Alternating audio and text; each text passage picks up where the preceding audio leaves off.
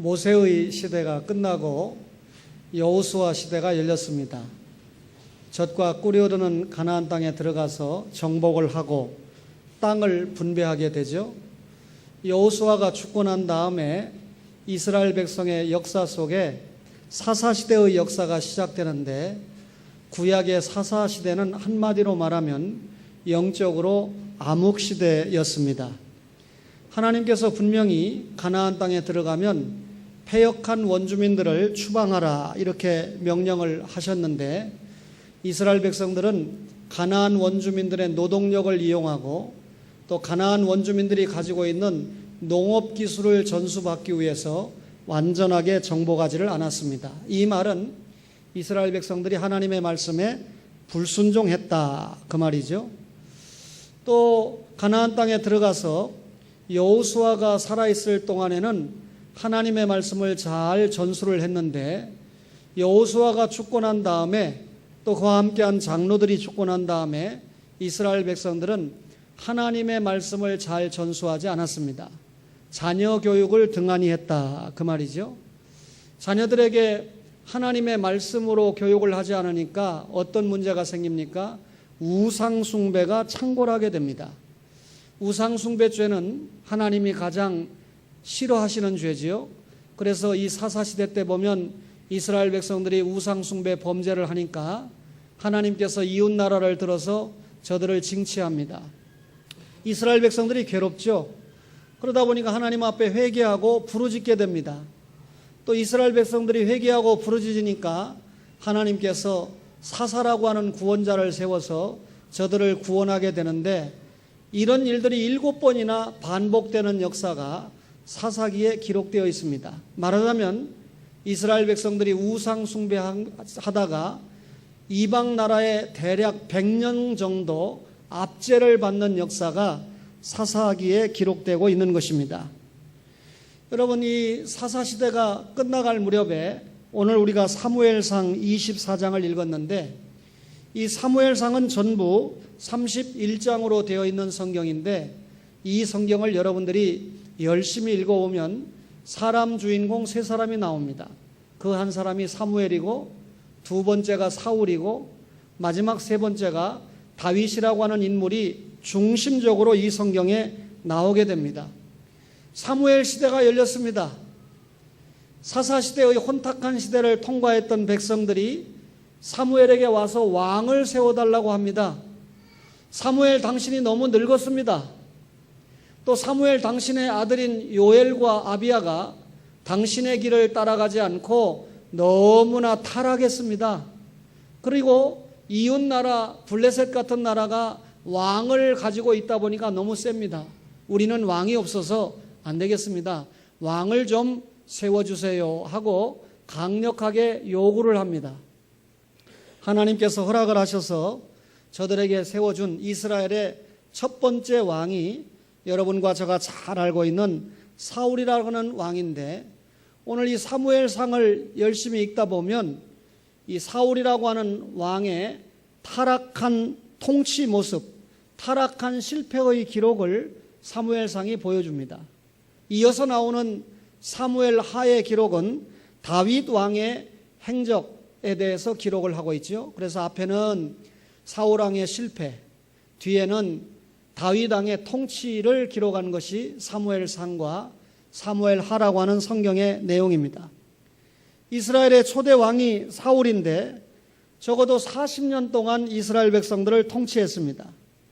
그런데 이 사울이 처음에 왕이 됐을 때 얼마나 신앙적이고 기대를 갖게 하기에 충분한 그런 왕의 모습을 보였습니다.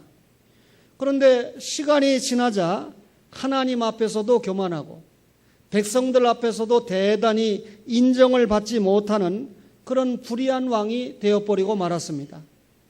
사울의 이 마지막 통치 기간은 그야말로 숨막히고 어두운 기간을 맞이하게 되는데, 사울을 왕으로 모셨던 이스라엘 백성에 절망하고 사울을 왕으로 모셨던 이스라엘 백성들에게 위기감이 맴도는 그런 시간이었습니다.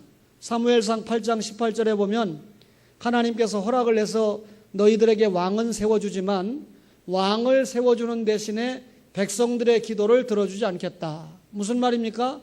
왕이 잘하면 백성들이 복을 받고 왕이 잘 못하면 백성들이 아무리 개인적으로 경건해도 복을 받을 수 없다는 말입니다. 왕정시대가 시작된 다음에 왕이 어떻게 하느냐에 따라서 이스라엘 백성들의 영적인 상황이나 정치적인 상황이, 경제적인 상황이 달라질 수밖에 없었다. 그 말입니다. 먼저 우리가 사울의 모습을 살펴보겠는데 오늘 사무엘상 15장 11절에 내가 사울을 왕으로 세운 것을 후회하노니 그가 돌이켜서 나를 따르지 아니하며 내 명령을 행하지 아니하였음이니라고 기록을 했습니다. 사울이 처음에 합리적이고 대단히 신앙적인 왕의 모습을 가졌었는데 언제부터 변하게 됩니까? 블레셋이라고 하는 나라와 전투를 하면서부터 달라지게 됩니다. 여러분, 하나님 앞에 제사 지내는 것은 레위지파가 해야 되는 일인데 그만 이 사울이 자기가 직접 제사를 드렸습니다. 제사장들이 해야 될 봉사 영역에 침범을 했지요. 남들이 하나님 앞에 해야 될 봉사 영역을 침범하는 것은 하나님이 기뻐하지 않습니다. 이것은 월권이고 이것은 교만이죠. 제사장들이 할 일을, 사울이 하는 일을 하나님은 마땅하게 보지 않으셨습니다. 하나님의 명령에 따라서 사울이 아말렉을 진멸하게 됩니다. 그런데 이 전쟁을 수행하는 과정에서도 하나님의 명령대로 수행하지 않았습니다. 하나님은 아말렉을 쳐라 그렇게 명령을 하시고 아말렉을 칠 때 소유를 남기지 말아라, 사람들에 대해서도 완전하게 진멸을 해라 그렇게 명령을 했습니다. 그런데 사울은 아말렉의 왕 아각을 살려두었습니다. 소나 양을 남겨두었습니다. 사무엘상 15장 1절 이하에 보니까 기름진 것과 좋은 것을 남겨두게 되었습니다. 하나님이 하지 마라 하는 것은 하지 않아야 됩니다. 하나님이 해라, 그것은 해야 됩니다. 그것이 순종이지요. 이것이 거꾸로 나타날 때는 불순종 아닙니까? 아말렉과의 전쟁 수행에서도 사울은 하나님이 하라는 대로 하지 않으므로 불순종의 기록을 남기게 됩니다. 말하자면 독자적으로 행동했습니다. 자기 생각대로 처신했습니다. 자기 마음대로 일을 했다 그 말입니다. 이게 하나님 앞에 교만이죠. 이게 하나님 앞에 방자한 것 아닙니까? 한마디로 말하면 신앙을 가졌다면 이렇게 나올 수가 없지요. 하나님 앞에 불신앙을 가졌기 때문에 사울은 이런 모습을 보였고 사울은 이런 태도를 고치지 못했습니다. 하나님은 이런 불신앙의 모습을 보인 사울을 오늘 본문 15장 26절에 버렸다라고 말씀을 합니다. 말하자면 하나님이 사울을 떠났다는 거예요. 사울에게서 성령님의 역사가 중단되었다 그 말입니다. 초대 왕인 사울에게 하나님이 함께 하시고 하나님의 성령이 함께 해야 이스라엘 백성들을 통치할 수 있겠는데 성령 역사가 중단됐다. 사울에게 대단히 불행한 일입니다. 여러분, 한 사람의 생을 생각해 볼 때 여러분과 저가 그 하나님을 모시고 그 성령님이 우리를 주장하신다고 생각할 때 그 사람이 얼마나 복되고 아름다운 삶을 살고 있는 것입니까? 여러분, 현재 우리가 아무것도 가진 것이 없고 현재 남들이 볼 때 왜소하고 정말 초라해 보일지라도 하나님이 함께 하시고 성령이 함께 하시는 그 사람은 앞으로 영적으로 육신적으로 많은 것을 가질 수 있는 가능성이 있는 사람인 줄로 믿습니다. 여러분, 그러니 하나님의 역사가 사울에게서 중단됐다고 하는 것은 사울 개인에게 얼마나 불행한 일입니까?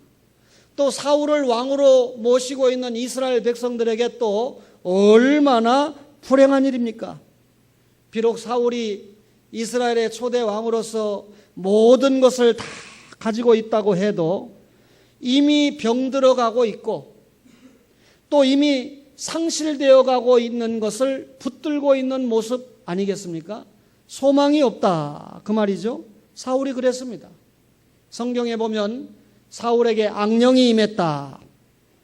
여러분, 악령이 임했으니까 성령이 임해야 정상적인 통치가 가능하지, 악령이 임한 사람이 하나님의 백성을 다스릴 수 있겠습니까? 악령이 임한 목사가 성도들을 바르게 이끌 수 있겠습니까? 정상적인 지도력을 발휘할 수가 없는 것입니다. 사울의 생각, 사울의 정신은 이미 정상이 아닙니다. 누가 봐도 사울은 이성을 잃은 왕이었습니다. 여러분, 이런 왕을 좋아할 사람이 있겠습니까? 그 시대에 하나님이 세운 정신적이고 신앙적인 지도자가 한 사람이 있는데 그분은 사무엘입니다. 사무엘이 왕은 아니었지만 이스라엘 백성에게 끼친 공헌이나 이스라엘 백성에게 끼친 영향력이 대단했습니다. 백성들이 사무엘을 존경했습니다. 하나님은 사무엘을 그 시대에 들어서 하나님 나라의 구속 역사에 멋지게 사용해 주셨습니다.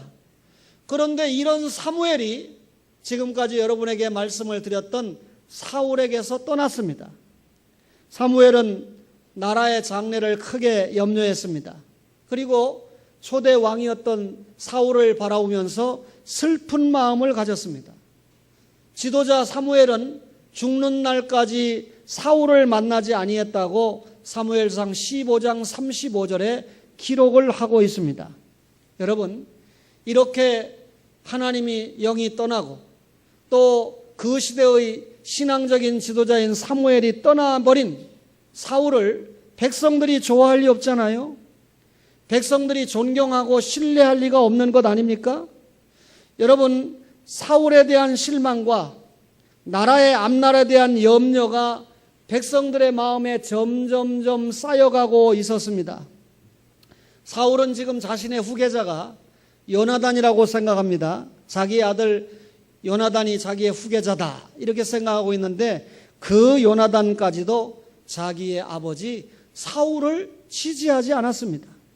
사울의 심령은 점점 어두워져 갑니다. 사울이 하나님을 위하고 사울이 백성을 위하는 길이 무엇인지 살펴봐야 되는데 왜 왕으로서 위로는 하나님을 아래로는 백성들을 살피면서 통치를 해야 되는데 사울의 마음에는 이미 그런 마음의 여유가 없습니다. 자신의 왕권을 지키기에만 급급하지요. 하나님 잘 못 섬기고 백성들을 잘 이끌어가지 못하면 이미 이스라엘의 왕으로서는 지도력을 상실했는데 그 왕권을 지키는 데만 혈안이 되어 있습니다. 자기가 죽을 때까지 왕노릇하고 싶어 합니다. 아니, 자기가 죽고 나서도 왕노릇하고 싶어 합니다. 무슨 말입니까? 내가 죽어도 내 아들이 왕이 돼서 이 왕권을 이끌어 가야 된다 생각한 거죠. 그런데 이런 자신의 왕권 생각에 도전이 되는 인물이 누굽니까? 그 사람이 다윗이라고 생각한 거예요. 다윗만 제거하면 내 왕권은 죽을 때까지 문제가 없다. 저 다윗 저놈만 죽여버리면 내 아들에게 왕권을 물려주는데 전혀 문제가 없다. 사울의 통치 말년 10년, 40년 왕노릇한 가운데 말년 10년 동안은요, 다윗을 쫓아다니면서 다윗을 죽이겠다고 하는데 혈안이 되어 있는 거예요. 이방 나라의 침략을 대비해서 하나님의 나라를 지켜야 될 군대를 끌고 하나님이 다음의 왕으로 내정해 놓은 다윗을 죽이는데 혈안이 되어 있습니다. 제사장 아히멜렉이 영적인 사람이잖아요. 하나님의 뜻이 다윗에게 있다는 것을 알고 아히멜렉이 다윗을 도와주었습니다. 사울이 이 사실을 알고 아히멜렉을 포함해서 도액을 시켜가지고 약 85명의 제사장을 무참하게 죽이게 됩니다. 여러분, 제사장들이 있어야 하나님 앞에 예배하고 제사장들이 있어야 하나님의 말씀을 가르치고 제사장이 있어야 이스라엘 백성들의 영이 뜨거워지고 제사장이 있어야 이스라엘 백성들이 거룩한 공동체로서 사명을 감당할 텐데 이 제사장들을 85명이나 무참하게 살해했던 사울 왕 아닙니까? 남녀 가족들까지 다 학살을 해버렸습니다. 젖먹이 어린아이까지 다 죽이는 아주 비참한 모습이 연출되게 했습니다. 이것이 사울 왕의 모습입니다. 여러분 다윗의 모습을 한번 살펴볼까요? 사도행전 13장 22절에 내가 이새의 아들 다윗을 만나니 내 마음에 맞는 사람이라 내 뜻을 다 이루리라 그랬습니다. 다윗은 하나님이 세우신 사람이죠.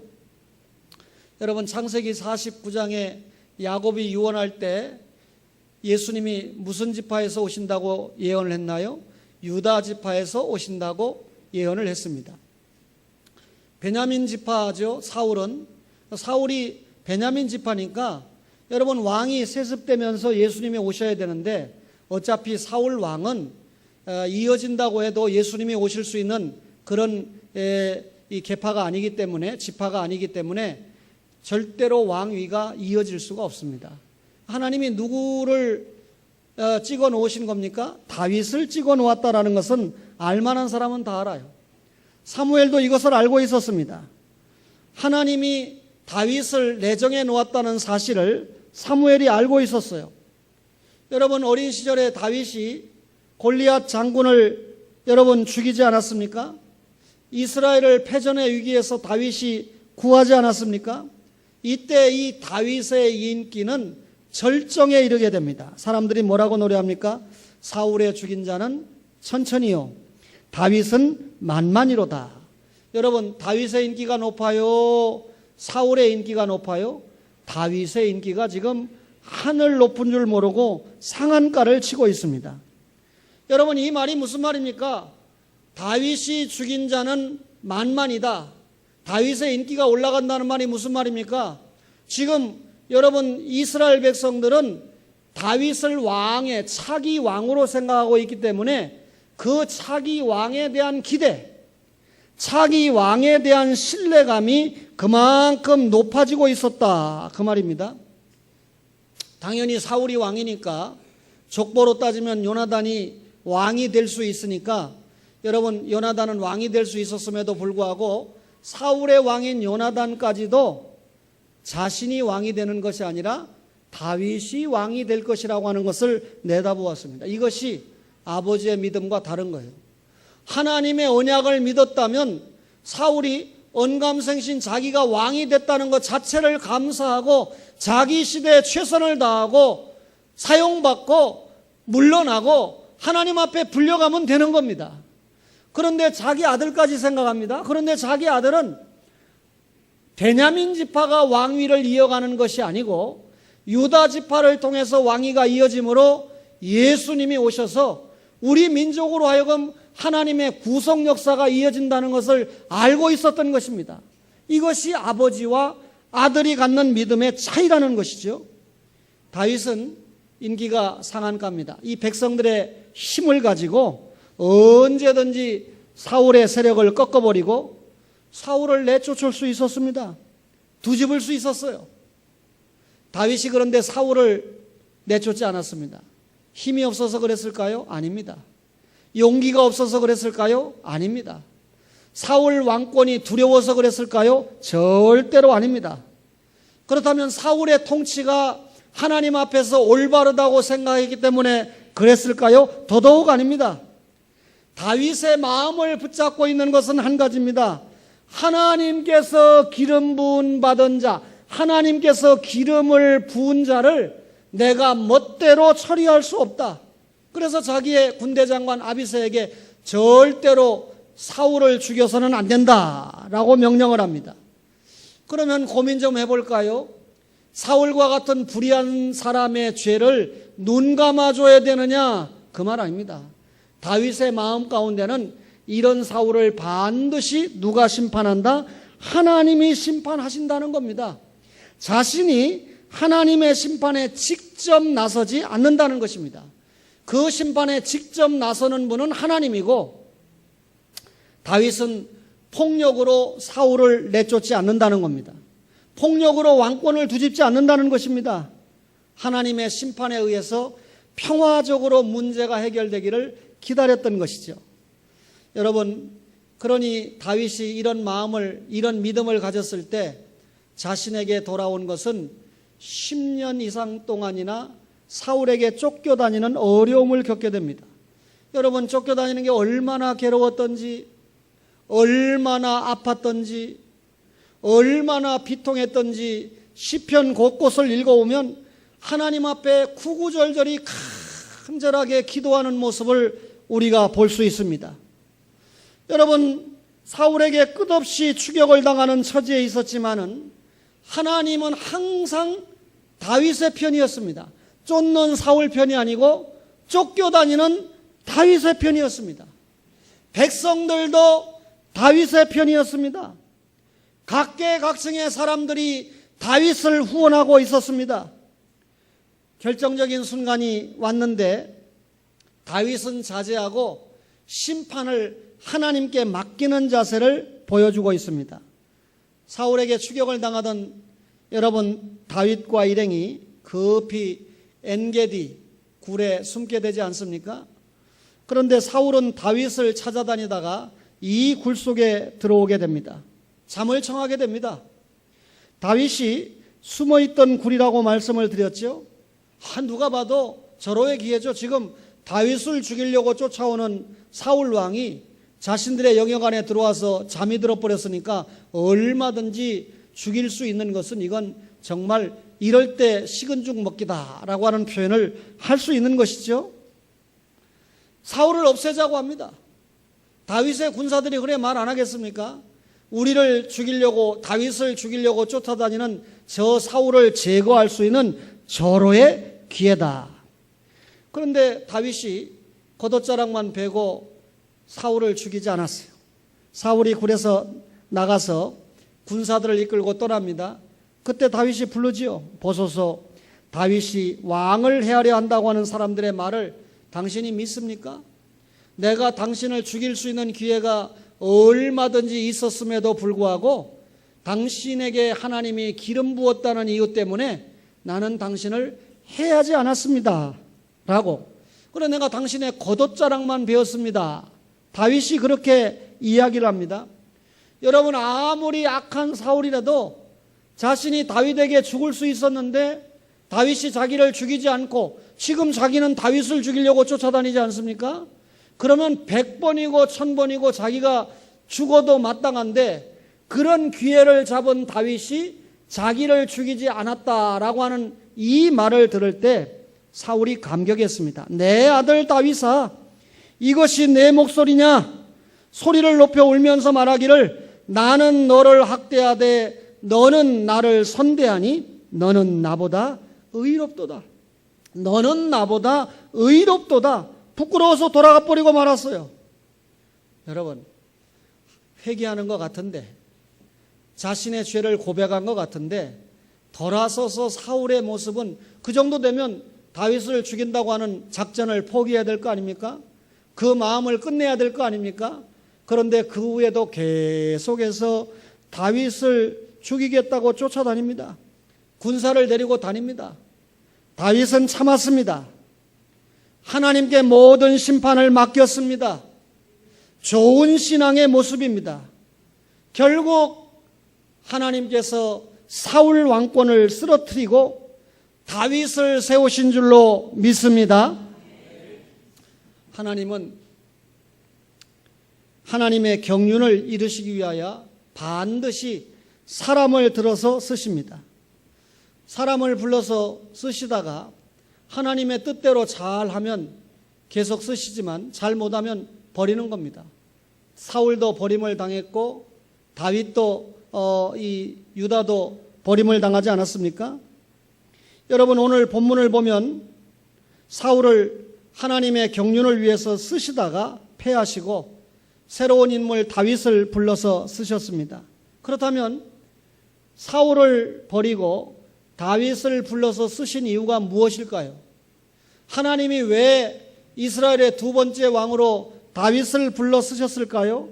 저는 몇 가지로 생각합니다. 우선 첫째는 다윗은 섬기는 사람이었다. 섬기는 사람을 하나님이 불러서 쓰셨다. 다윗은요, 섬기는데 탁월한 사람입니다. 다윗의 생애는 섬기는 생애였어요.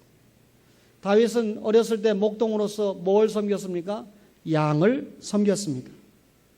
여러분, 이 양은 목자를 따라서 인도를 받을 때 생존할 수 있죠. 또 풀을 잘 뜯어야 물을 잘 먹어야 생존할 수 있잖아요. 여러분, 오늘 좋은 목자는 양들을 잘 섬겨야 됩니다. 성경의 양은 뭘 상징합니까? 여러분, 성도를 상징하지 않아요? 초원교회 처음 오신 여러분, 초원교회가 왜 시민교회가 아니고 초원교회입니까? 시편 23편에 양이 있는 교회다. 성도가 있는 교회다. 또 양이 먹는 꼴, 말씀이 있는 교회다. 예, 아멘 한 분만 복이 있는 줄로 믿습니다. 또 여러분 뭐가 있습니까?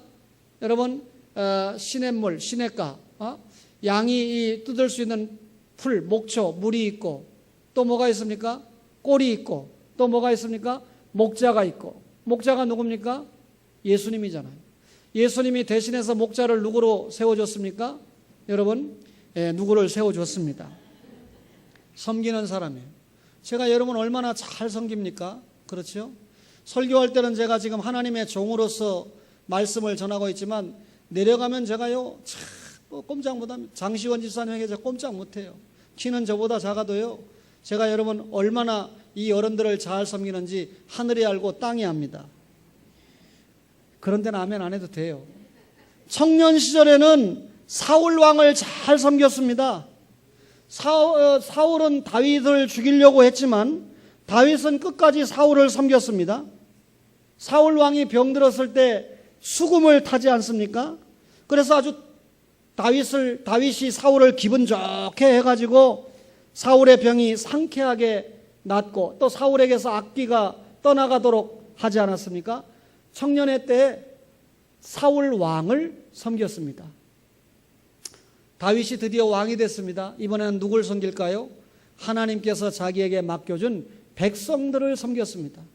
얼마나 백성들을 잘 이끌었는지, 이스라엘 백성들이 두고두고 왕 하면 다윗 왕이 탁 나옵니다. 가장 위대한 왕 다윗 왕이 탁 튀어나옵니다. 예수님의 족보에도 왕이 유일하게 아브라함과 다윗의 자손 예수 그리스도, 다윗 왕이 탁 들어갑니다. 그만큼 다윗 왕은 백성들을 잘 섬겼습니다. 다윗 왕은 무엇보다도 하나님을 잘 섬겼습니다. 왕이 된 다음에 가장 먼저 한 일이 뭡니까? 하나님의 법궤를 끌고 온 일입니다. 그리고 안 되겠다. 나는 나는 기가 막힌 이 성에 살고 있는데 하나님의 법궤가 텐트 속에 있구나. 안 되겠다. 성전을 건축해야 되겠다라고 생각을 해서 자신의 아들 솔로몬이 성전을 건축하도록 기초를 놓았던 사람이 다윗 아닙니까? 왕이 되자마자, 대통령이 되자마자 하나님을 섬기는 관계를 정립했던 사람이 다윗이었습니다. 양을 잘 섬겼죠? 여러분, 사람을 잘 섬겼죠? 무엇보다도 하나님을 잘 섬긴 사람이 다윗이라 그 말입니다. 이렇게 잘 섬기는 사람을 하나님이 합한, 당신의 마음에 맞는 사람으로 여겨서 왕으로 세웠다. 임직식이 다가오고 있습니다. 도대체 작은 인력을 가지고 찾아오는 손님들을 접대를 해야 되느냐 말아야 되느냐 고민을 많이 했는데, 토요일날 오후 3시에 식이 끝나고 나면 대략 4시 반이 되지 않겠습니까? 찾아온 손님들을 간단하게 저녁이라도 대접을 해서 보내야 되겠다. 중요한 분들이 또 임직을 받고 또 회사에 나가는 분들도 있으니까 선임 권사님들이 섬기는 자세를 가졌으면 좋겠다. 그래서 맨 앞에 선임 권사님 2분이 하기로 했어요. 목사가 이야기를 하니까 2분이 다 방긋 웃으면서 하겠다고 그럽니다. 섬기는 자세를 보여줍니다.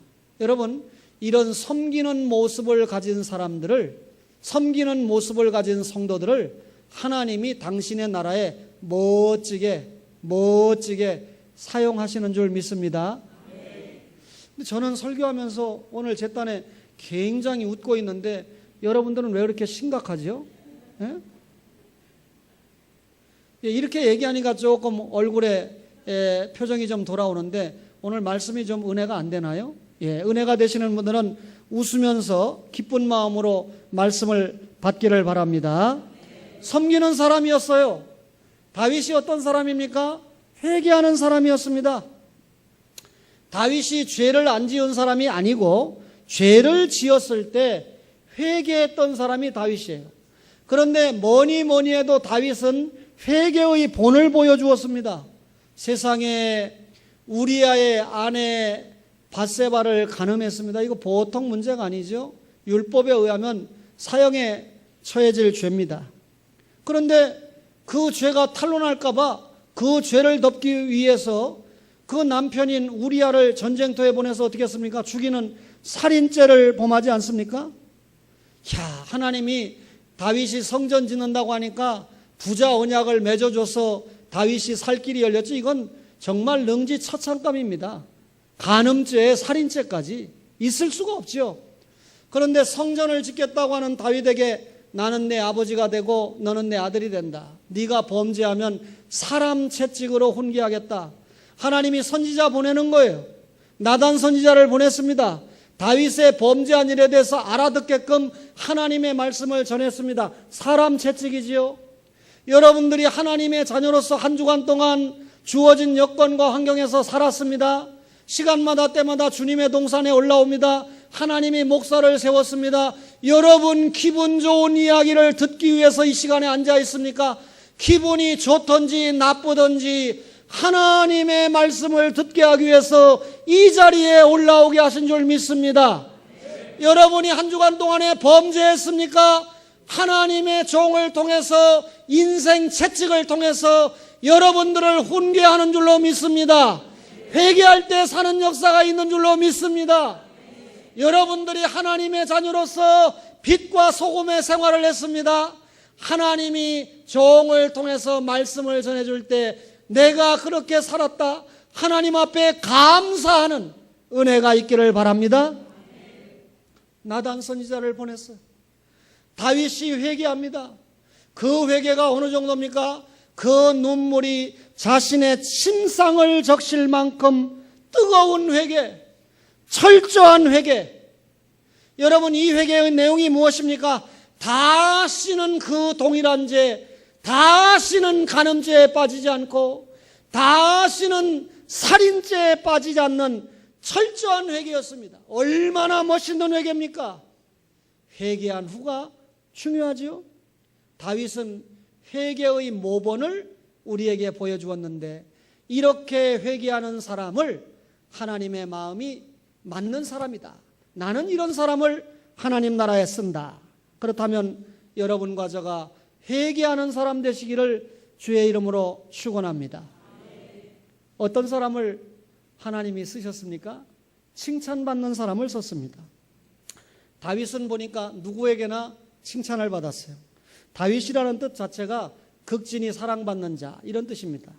누구에게 칭찬을 받았습니까? 스데반 집사님에게 칭찬을 받았어요.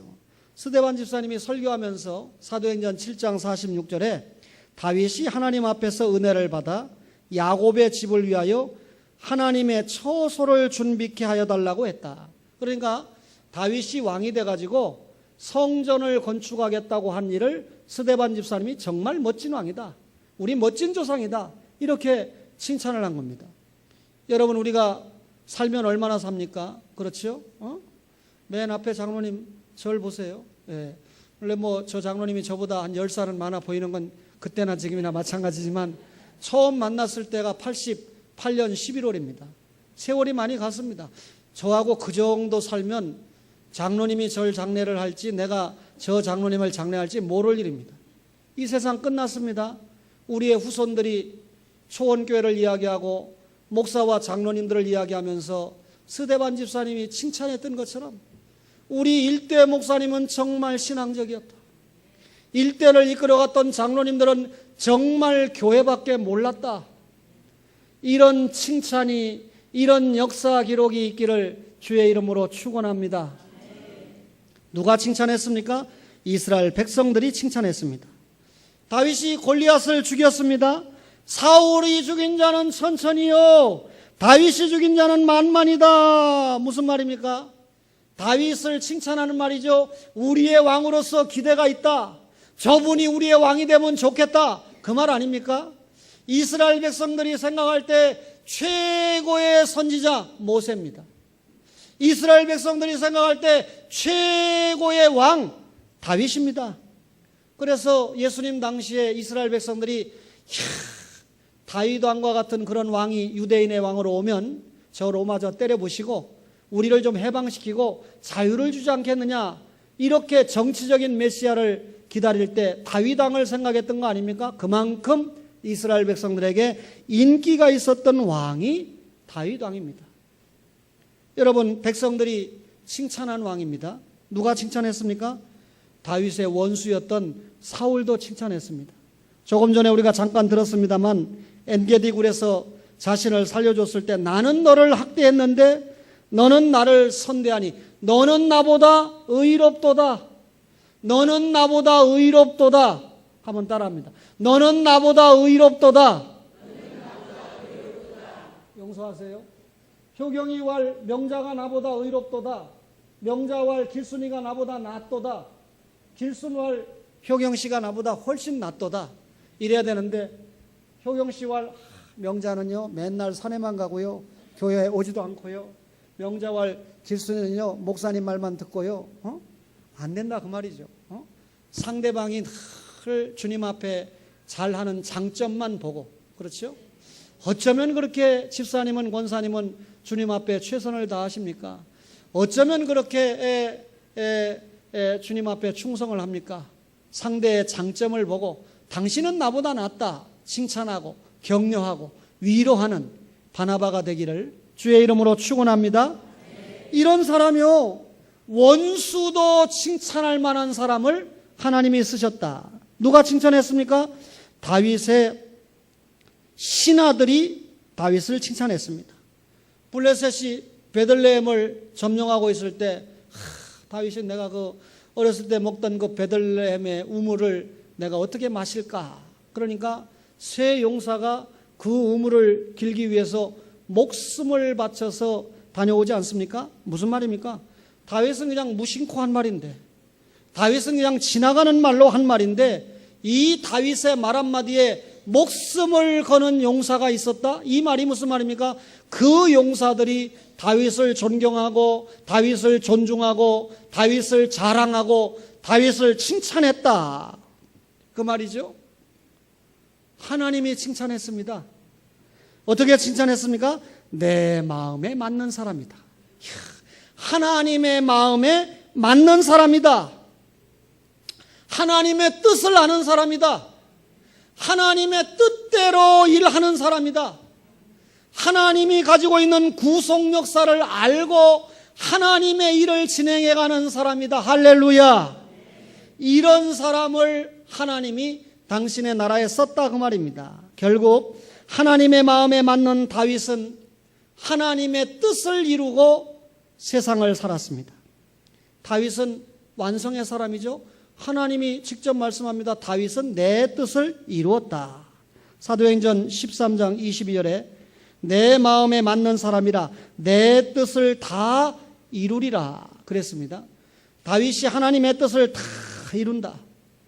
하나님의 뜻을 완벽하게 이루신 분이 누굽니까? 예수님이 십자가에서 요한복음 19장 20절에 내가 다 이루었다. 예언을 다 이루고 율법을 다 이루고 대속을 다 이루고 하나님의 뜻을 다 완벽하게 이루었기 때문에 하늘과 땅과 그 가운데 모든 권세를 예수님에게 주셔서 오늘 여러분과 저를 인도하시는 분도 그분이고 우리를 구원하신 분도 그분이고 통치하시는 분도 그분이고 마침내 재림에서 심판하시는 분도 그분인 줄로 믿습니다. 용서하세요. 어떤 교회를 다녔느냐, 어떤 목사를 만났느냐에 따라서 구원에 감격하고 육신적으로 잘 먹고 잘 입고 해서 만족한 신앙생활이 아니고 저 영원한 천국에서 영원히 누릴 상급을 준비하고 못하고 차이가 있습니다. 사랑하는 초원의 가족 여러분, 구원받은 데서 만족하지 마세요. 내 경건을 지키는 데서 만족하지 마세요. 주님이 원하시는 마지막 그 요구, 땅끝까지 이르러 내 증인이 되어달라고 하는 선교적인 사명을 잘 감당함으로 하나님의 뜻을 날마다 이루어가는 주의 은혜가 있기를 축원합니다. 잘 사는 것이 중요하고요, 때가 되면 잘 죽는 것이 중요합니다. 하나님은 하나님의 마음에 합한 다윗의 일을 다 이루고 죽도록 축복하셨습니다. 우리 진용이 할머니 정성자 권사님이 의사가 그렇게 이야기한대요. 내가 의사 노릇을 해도 이 파킨슨씨 병이 이렇게 급작스럽게 나타나는 분은 처음이다. 이게 중풍이 와도 서서히 와야 되는데 어제보다는 오늘이, 오늘보다는 내일이 완전히 달라지니까 불과 며칠 사이에 사람을 의지하지 않고는 사실 수가 없는 거예요. 그래서 드디어 박파라 장로님 네 분이 마산의 한 요양병원에 입원을 하셔서 이제 그야말로 정든 집을 떠나서 두 분이 사시게 됐습니다. 그분에게는 딸이 있기 때문에 딸이 가까운 곳에 모셔서 사역을 감당하는데, 과거에 문영숙 사모님, 엔젤 문이 마산에 있을 때는요, 그분에게는 딸도 없었고 아들도 없었습니다. 며느리가 최고였어요. 근데 지금 며느리가 선교사 사역을 감당하니까 뭐 도리가 없지요. 이 딸이 가깝게 모시고 있는데 얼마나 이 박 목사님의 마음이 안타까울까. 제가 기도합니다. 야, 우리 설교 잘하고 인격 좋은 조태현 목사님이 필리핀에 가서 한 달 정도 맡아주시고 박 목사님이 와서 어머니 돌아가시기 전에 한번 마지막 효도를 하면 좋겠다 하는 게 내 생각인데, 박희경 목사님이 비행기 값을 대겠습니까? 진용이가 비행기 값을 대겠습니까? 신영이는 시집갈 돈도 없어요. 오해하지 마세요. 사랑하는 초원의 가족 여러분, 우리가 이 땅에서 뭘 누리기를 원합니까? 명예입니까? 권세입니까? 여러분, 하나님 앞에 드리고 또 드리고 헌신해서, 또 하나님이 주시는 것 가지고 또 드리고 또 헌신해서 정말 내세를 잘 준비하고 하나님과 사람 앞에 칭찬받는, 하나님과 성도들에게 존경받는 귀한 초원의 가족들 되시기를 주의 이름으로 축원합니다. 축원합니다.